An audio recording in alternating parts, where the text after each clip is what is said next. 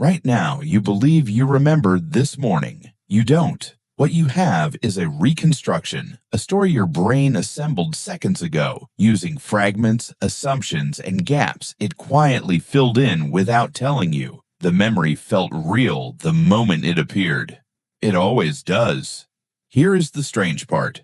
The act of remembering changes the memory. Every single time you access a memory, your brain pulls it out of storage, holds it in an unstable chemical state, and then rewrites it before putting it back. Neuroscientists call this reconsolidation. What it means is that the more you remember something, the less accurate it becomes. You have been editing your own past your entire life, and you had no idea. How did we get something this fundamental so wrong? For most of the 20th century, scientists treated memory like a recording device. You experience something, the brain stores it, you play it back later. That model collapsed in 1974. Psychologist Elizabeth Loftus ran an experiment at the University of Washington that changed everything. She showed participants footage of a car accident. Then she asked them one question. She changed one word. In some versions, she asked, "How fast were the cars going when they hit each other?" In others, she asked, "How fast were the cars going when they smashed into each other?" That single word, smashed instead of hit, caused participants to remember the accident as more severe. They reported seeing broken glass that was never in the footage. The memory had been altered by a question. After the fact, Loftus spent the next 5 decades proving that human memory is not a recording. It is a reconstruction, and reconstructions can be manipulated, contaminated, and completely fabricated without the person ever knowing. This is where it gets darker. In a landmark 1995 study, Loftus implanted entirely false memories into adult subjects. Participants were told about 4 childhood events by family members.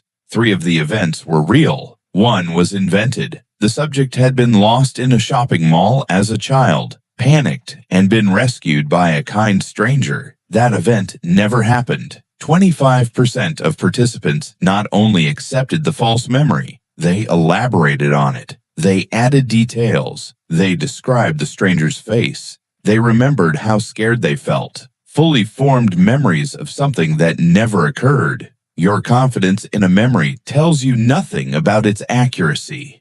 What is actually happening inside the brain when we remember? Memory begins in the hippocampus, a curved structure deep in the temporal lobe. When you experience something, neurons fire in a pattern. That pattern is encoded, but it is not stored whole. It is distributed across the cortex in fragments. Sensory details here, emotional context there, sequence somewhere else. When you remember, your brain reassembles those fragments in real time, like pulling pieces of a puzzle from different drawers and building the image on the table. Except some pieces are missing. Except the lighting has changed. Except your brain fills the gaps with what it expects to be there, rather than what was actually there. And here is the detail that should unsettle you. The process of retrieval is chemically identical to the process of encoding. When a memory is active, when you are holding it in your mind,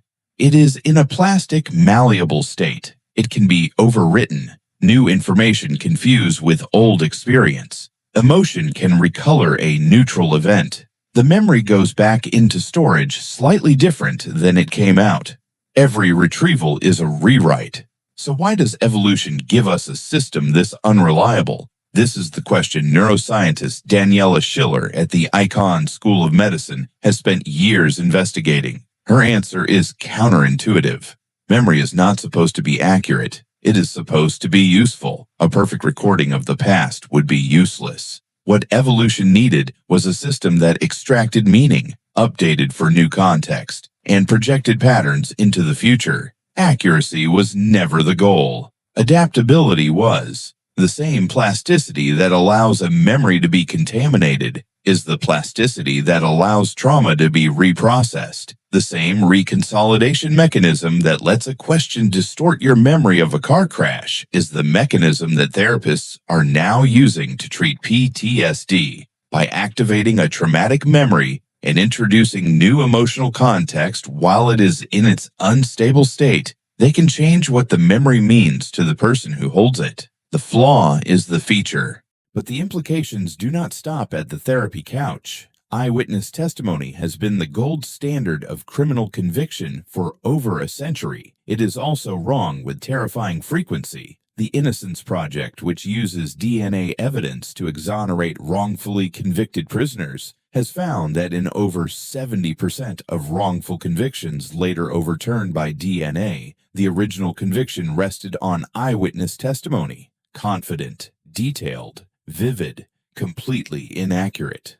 People went to prison for decades because a human brain, stressed, emotional, questioned repeatedly, reconstructed an event and produced a memory that felt like certainty. There is one more layer. You do not only misremember events, you misremember yourself. Studies by psychologist Michael Ross at the University of Waterloo showed that people consistently revise their personal histories to match who they believe they are now. If you believe you have always been hardworking, you will remember your past behavior as more industrious than it was. If you have recently become politically conservative, you will remember your past views as closer to conservatism than they actually were. Your autobiography is not a document. It is a draft, under continuous revision, by an editor with an agenda. The identity you carry, the story of who you are, where you came from, what shaped you, is built on memories that have been reconstructed, edited, contaminated, and rewritten thousands of times. Here is the reframe.